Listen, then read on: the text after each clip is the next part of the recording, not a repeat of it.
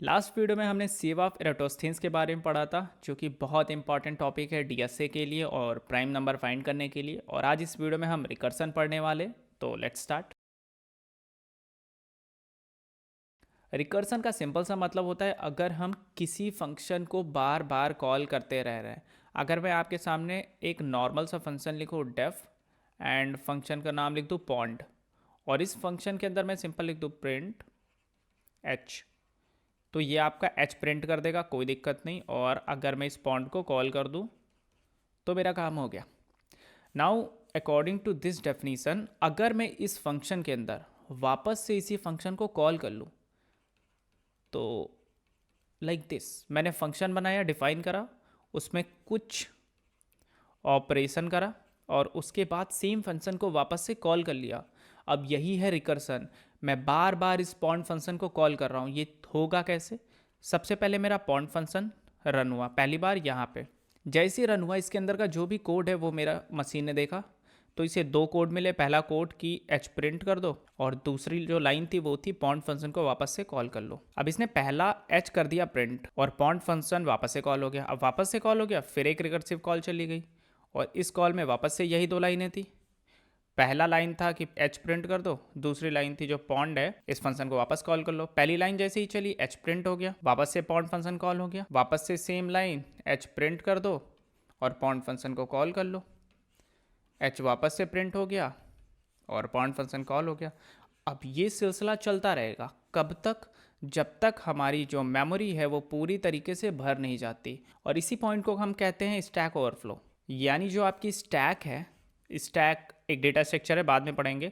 आप कुछ समझो कि जो आपकी स्पेस है वो ओवरफ्लो हो गई, यानी वो पूरी तरीके से फिल हो गई। अब आप एक्स्ट्रा कुछ भी नहीं कर सकते, तो इसी टाइम हमारा प्रोग्राम क्रैश हो जाता है। तो अब इस चीज़ से बचने के लिए हमें क्या करना पड़ेगा? हमें कुछ एक ऐसी कंडीशन लगानी पड़ेगी कि ये जो बार बार फंक्शन के अंदर फंक्शन कॉल हो जा रहा है इसे हम रोक सके। और इसी कंडीशन को कहते हैं बेस कंडीशन। बेस कंडीशन कुछ भी हो सकती है। नाउ एक एग्जांपल देखते हैं कि सेम पॉन्ड फंक्शन है। पॉन्ड फंक्शन में मैंने एक n आर्गुमेंट पास कर रहा हूँ, और हर बार ये जो पॉन्ड फंक्शन है इसमें वापस से n कॉल करने के बजाय n-1 में कॉल कर दे रहा हूँ। और मैं इफ़ कंडीशन लगा दे रहा हूँ कि जब मेरा n की वैल्यू ग्रेटर देन 0 है तब तक ठीक है। जैसे ही मेरा n की वैल्यू इक्वल टू 0 हुई, मैं ये दो लाइनें चलने के बजाय मैं सीधा यहीं से रिटर्न कर दूंगा। और हमें पता है अगर फंक्शन के अंदर रिटर्न लगा होता है तो नीचे का जो भी कंटेंट होता है वो रन नहीं करता। तो होगा क्या? n की वैल्यू अगर यहाँ पे 5 है तो पहली बार चलेगा।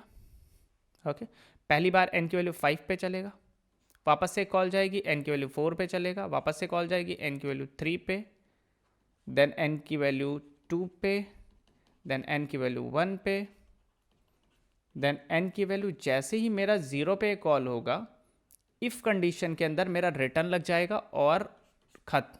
अब इसके आगे कोई फंक्शन कॉल नहीं होने वाली। तो 1 2 3 4 5 बार मेरा एच प्रिंट हो जाएगा।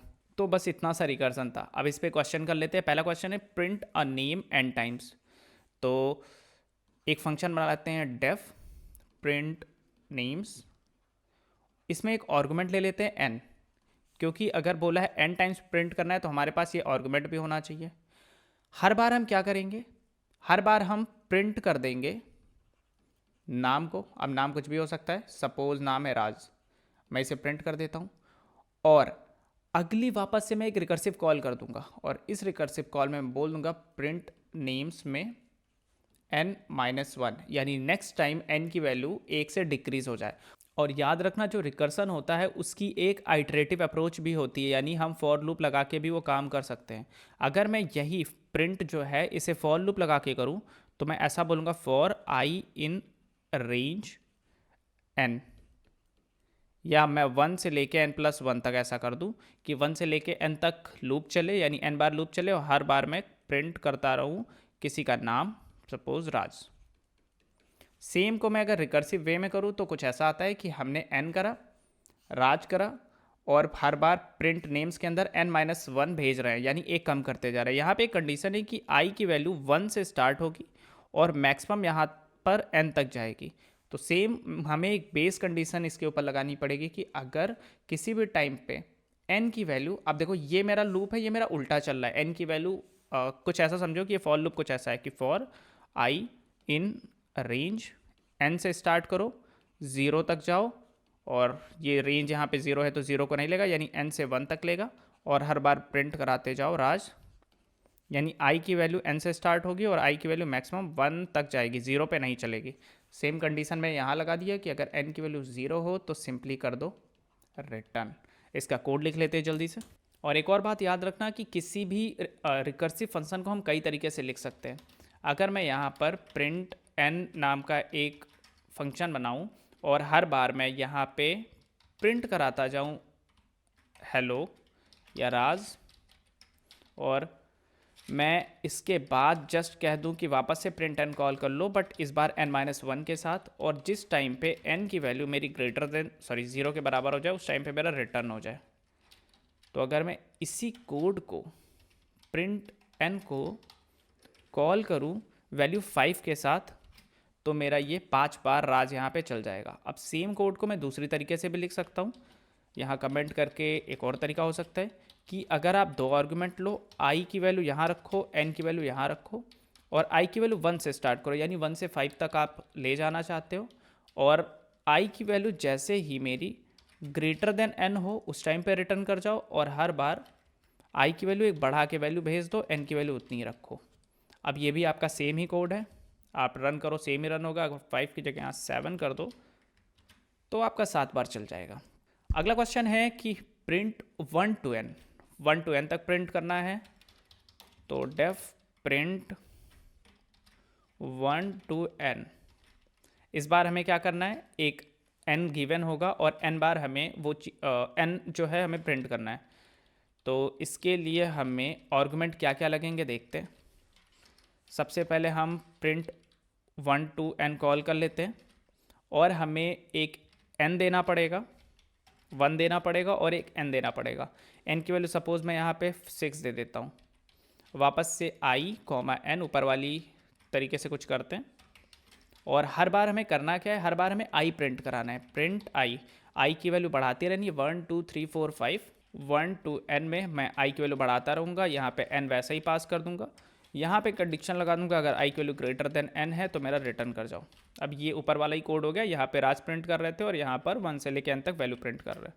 अब ये आप रन कराओगे तो 1 से लेके 6 तक आपकी वैल्यू सारी प्रिंट हो जाएगी।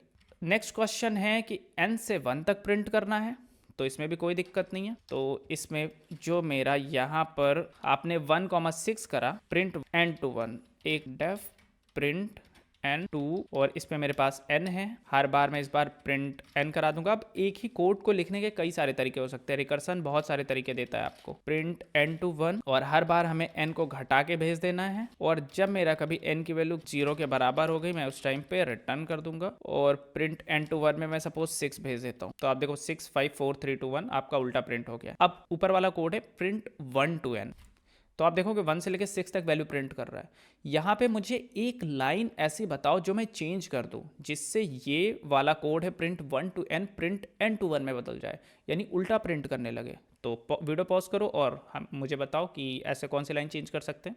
तो मैं आपको बताता हूँ, अगर आपने जो प्रिंट आई लगाया है इसको यहाँ लगाने के बजाय आप फंक्शन के कॉलिंग के नीचे लगाते तो देखते क्या होता। आप देखोगे सेम कोड 6 से लेके 1 तक प्रिंट करने लगा सिर्फ एक लाइन को चेंज करने से। ऐसा क्यों है? अब मेरा सेम कोड यहाँ पे लिखा है प्रिंट 1 to n, बट यहाँ पे अंतर बस इतना है कि जो मेरी फंक्शन कॉलिंग थी वो ऊपर हो गई है और जो मेरा ऑपरेशंस था ये नीचे हो गया है। तो आप, अगर मैं आपको दिखाऊं ये कैसे काम कर रहा है, तो सबसे पहले अगर आप प्रिंट 1 to n कॉल करोगे, प्रिंट 1 to n OTN बोलता हूँ, अगर i की वैल्यू आप 1 भेज रहे हो, n की वैल्यू आप 3 भेज रहे हो, तो सबसे पहले होगा क्या, सबसे पहले जैसे ही ये फंक्शन रन करेगा सिस्टम में ये चारों लाइन आएगी। आ गई चारों लाइन में से पहली दो लाइन किसी काम की नहीं है क्योंकि i की वैल्यू इस समय है 1, n की वैल्यू है 3, तो पहली दोनों लाइन बेकार। नाउ नेक्स्ट लाइन क्या कह रहा है, नेक्स्ट लाइन कह रहा है कि प्रिंट 1 to n POTN को वापस से कॉल कर दो विथ वैल्यू i+1 यानी 2, 3, और इसकी जो अगली लाइन है ये कह रहा है i को प्रिंट करा दो। अब होगा क्या, पहला इफ़ कंडीशन यहाँ पे मशीन ने रन करा, उसका इफ़ कंडीशन ट्रू नहीं थी तो उसका कोई काम नहीं हुआ। नाउ सेकंड, जैसे ही लाइन रन हुई सेकंड लाइन का कहना है आप एक फंक्शन कॉल कर दो, तो इसने तुरंत एक फंक्शन कॉल कर दिया और इस बार आई की वैल्यू 2 हो गई और एन की वैल्यू 3 ही थी। इस बार वापस से ये सारी लाइनें आई, पहले दोनों लाइन का कोई मतलब नहीं था क्योंकि कंडीशन ट्रू नहीं थी, और ये line I print 1 to n, और इस बार 3,3 पे कॉल हो गया और उसके नीचे कह रहा है प्रिंट आई। अब जैसे ही इफ़ चला, इफ़ का कोई काम नहीं था, अगला जैसे ही लाइन चला तो प्रिंट 1 to n चला। अब इसने वापस से एक फंक्शन कॉल कर दिया, इस बार आई की वैल्यू 3 है, एन की वैल्यू 3 है, वापस से पी ओ टी एन, इस बार पी ओ टी एन 4,3 पे भेज देगा वो और प्रिंट आई कर देगा। अब पहले वापस से इफ़ लाइन चली, इफ़ लाइन चली तो इफ़ लाइन अभी भी किसी काम की नहीं थी क्योंकि आई की वैल्यू 3 थी, एन की वैल्यू 3 थी। जैसे ही ये लाइन चली इसने वापस से एक फंक्शन कॉल कर दिया और इस बार आई की वैल्यू 4 हो चुकी है, एन की वैल्यू 3 हो चुकी है। जैसे ही इफ़ कंडीशन चली, इफ़ कंडीशन ट्रू हो गई, यहाँ से रिटर्न हो गया और ये ख़त्म हो गया। अब ये लाइन चल चुकी थी क्योंकि इसी ने ये अगले वाले फंक्शन को चलाया था। अब ये लाइन जैसे ही कंप्लीट हुई प्रिंट आई प्रिंट हो गया, तो सबसे पहले ये वाली लाइन प्रिंट हुई है और ये कह रहा है आई की वैल्यू 3 है, तो सबसे पहले सिस्टम में 3 प्रिंट हो गया। अब ये वाली लाइन जैसे ही ख़त्म हुई ये पूरा फंक्शन ख़त्म हो गया, यानी ये ख़त्म हो गया, यानी ये जो फंक्शन कॉलिंग थी ये भी कंप्लीट हो गई। ये कंप्लीट हो गई तो प्रिंट आई मेरा चला, ये लाइन चला तो आई की वैल्यू 2, तो सिस्टम ने 2 प्रिंट कर दिया। अब जैसे ये लाइन चल गई तो ये पूरा ख़त्म, ये ख़त्म तो ये फंक्शन कॉलिंग ख़त्म, और ये फंक्शन कॉलिंग ख़त्म, तो अब अगली लाइन ये, और प्रिंट आई की वैल्यू 1 प्रिंट हो गई। तो आप देखो कि जब मेरा ऑपरेशन पहले होता है उसके बाद फंक्शन की कॉलिंग होती है तो आपका सीधी तरीके से चलता है। जब कभी फंक्शन की कॉलिंग पहले हो जाती है, ऑपरेशन बाद में होता है, तो जो सबसे लास्ट वाला ऑपरेशन होता है वो सबसे पहले परफॉर्म होता है। फंक्शन की कॉलिंग तो होती जा रही है, हमारा जो भी कोड है वो मेमोरी में आता जा रहा है, एक के बाद एक, एक के ऊपर एक, एक के ऊपर एक आता जा रहा है, पर जो ऑपरेशन का परफॉर्म होना है वो सबसे पहले लास्ट वाला होगा, देन उससे उससे जस्ट पहले, देन उससे जस्ट पहले। कुछ ऐसा समझो, एक आपके पास टोकरी है, उसके अंदर आप प्लेट्स रखते जा रहे हो एक के बाद एक के बाद एक, तो जो सबसे आखिर में प्लेट रखी जाएगी यूज़ वो पहले होगी, भले ही इस ट्रे में ये वाली सबसे पहले आई हो, बट यूज़ होने वाली जो सबसे आखिरी है वो होगी। तो इस बात से कंफ्यूज मत होना कि पहले आई कौन सी और पहले यूज़ कौन सी हो रही, ऑपरेशन किसका परफॉर्म हो रहा है।